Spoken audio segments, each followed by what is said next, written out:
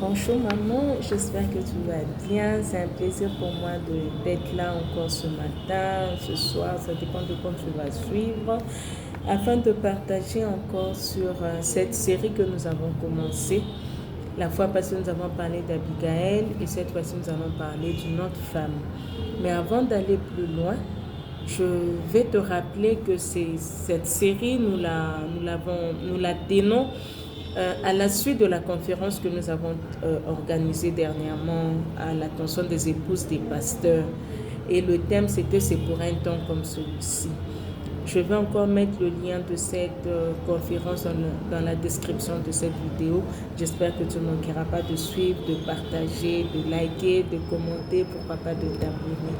Alors, avant d'aller plus loin, voilà, tu vois, ça c'est un petit fascicule que nous avons pu concevoir, mon mari et moi.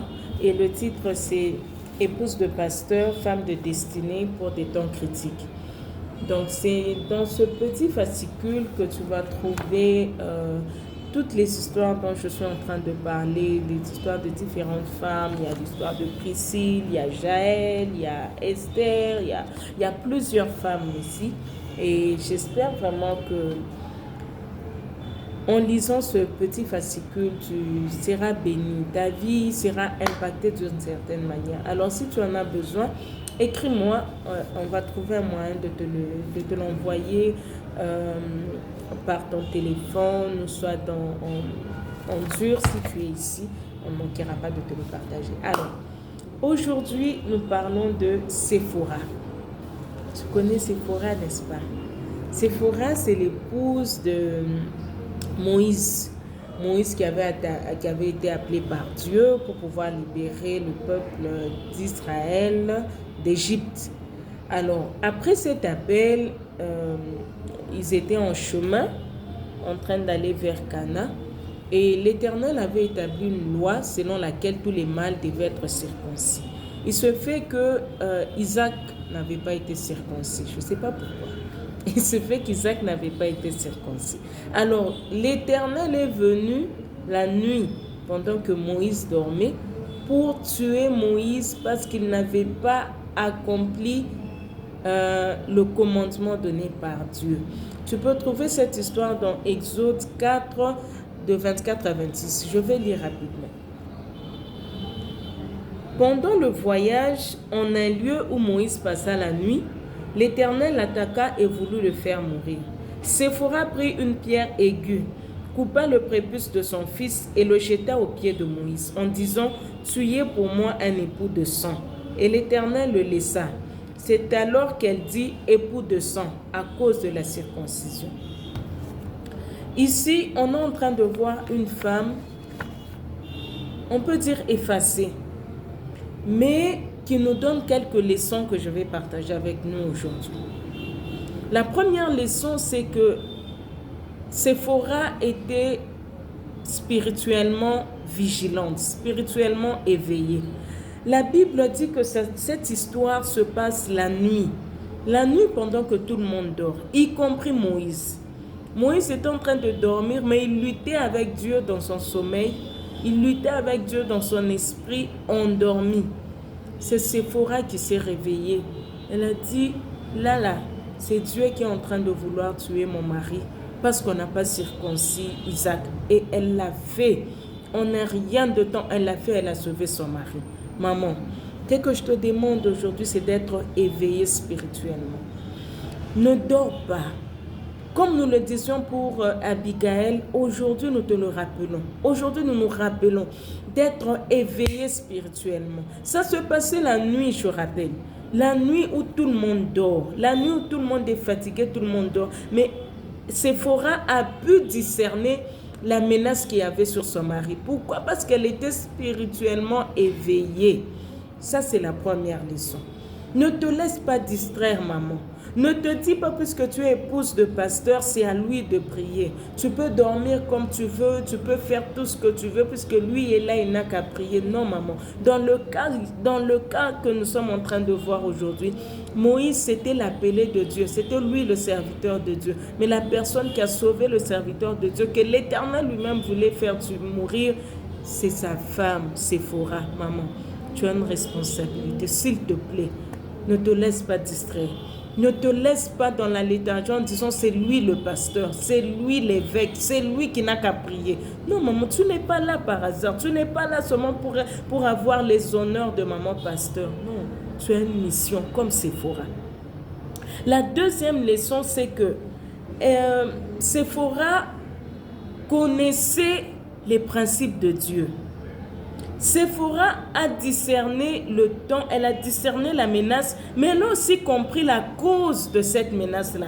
Qu'est-ce que nous n'avons pas fait? Mais pour arriver à ce discernement-là, pour arriver à faire cette analyse-là, il faut connaître les principes de Dieu. Il faut connaître la parole de Dieu. Il faut connaître ce que dit Dieu dans sa parole. Alors ici, qu'est-ce que moi je peux nous demander, nous les mamans? Aimons la parole de Dieu. Méditons la parole de Dieu. Méditons la parole de Dieu, les mamans. La Bible dit dans Josué 1 au verset 8, médite cette parole de Dieu jour et nuit, c'est alors que tu réussiras. Maman, lis ta Bible. N'attends pas seulement d'aller à l'église. N'attends pas seulement d'aller prêcher quelque part pour ouvrir ta Bible. Même toi-même à la maison, prends le temps de méditer la parole. C'est là que tu vas découvrir les principes de Dieu et c'est là que tu pourras te lever comme Séphora pour défendre ta maison eu égard aux principes de Dieu. Quand tu es là, tu te rends compte que là, nous sommes en train de sortir des principes de Dieu. Et tu peux faire ce qu'il faut pour vous ramener dans la voie. Mais si tu ne connais même pas les principes de Dieu, le diable va entrer dans ta maison pendant que tu es distraite, puisque même la parole de Dieu, même les prescrits de Dieu, tu ne les connais pas. La troisième leçon, et je pense que je vais m'arrêter par là, c'est que Séphora n'a pas cherché à être acclamée pour ce qu'elle a fait. Quand d'ailleurs dans beaucoup de moments où les temps de prière de maman, on parle très peu de Séphora. Et lorsque nous prenons la Bible, c'est une histoire qui est racontée en 3 versets et puis c'est fini, on passe à autre chose. Mais ce qu'elle a fait dans le secret, dans la nuit, il n'y a personne qui a vu. Elle a fait ça dans la nuit, dans le secret. Ça a sauvé toute une destinée. Ça a sauvé toute une nation. Ça a sauvé tout un peuple, l'action de Séphora. Ici, qu'est-ce que je vais nous demander, les mamans? Nous ne sommes pas obligés d'avoir un ministère public. Nous ne sommes pas obligés de chercher à poser des actes qui seront vus et acclamés des hommes. Du moment que Dieu voit ce que nous faisons, je pense que c'est suffisant. Sinon, nous allons commencer à courir après la gloire. Nous allons commencer à courir après les titres. Mais ce n'est pas ça le but pour lequel le Seigneur nous a mis aux côtés de nos maris. S'il t'a donné un ministère public, gloire à Dieu. Mais que ce ne soit pas ça notre champ de bataille. Au point où nous commençons à lutter. Tu ne sais pas chanter, mais tu te dis, il faut seulement que je chante pour qu'on me voie aussi. Tu ne sais pas prêcher, tu n'as pas cet appel de prêcher, mais tu te dis, il faut seulement que je prêche pour qu'on me voie aussi, parce que je suis la femme du pasteur. Séphora n'a pas cherché la gloire. Séphora n'a pas cherché les acclamations humaines. Séphora n'a pas cherché une reconnaissance publique. Elle a sauvé son mari. Elle a sauvé une destinée. Elle a sauvé toute une nation.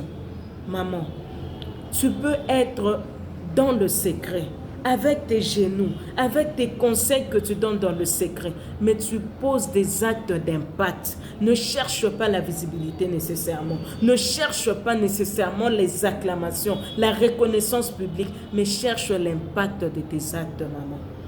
Que les actes que tu poses comme Séphora soient des actes salvateurs, des actes qui sauvent des nations, des actes qui sauvent une église. Alors, comme Séphora, maman, discerne le temps. Médite la parole de Dieu. Connais les principes de Dieu. Maman, pose des actes pour sauver ta maison, pour sauver ton couple. Ne te distrais pas dans la recherche de la gloire. Ne te distrais pas dans la recherche des acclamations, dans la recherche de titres, maman. Séphora n'a pas de titre, elle n'est pas prophétesse. Elle est juste la femme de Moïse et puis c'est fini. Mais elle a posé un acte. C'est à ça que je nous appelle aujourd'hui les mamans. Que le Seigneur nous bénisse. Et n'hésitez pas, si vous avez besoin du fascicule, n'hésitez pas de m'écrire dans les commentaires et je ne manquerai pas de trouver un moyen pour vous le faire parvenir. Que le Seigneur nous bénisse et qu'il nous aide à nous lever comme Séphora afin d'accomplir notre mission aux côtés de nos Moïse, aux côtés de nos époux. Que le Seigneur nous bénisse au nom de Jésus. Amen.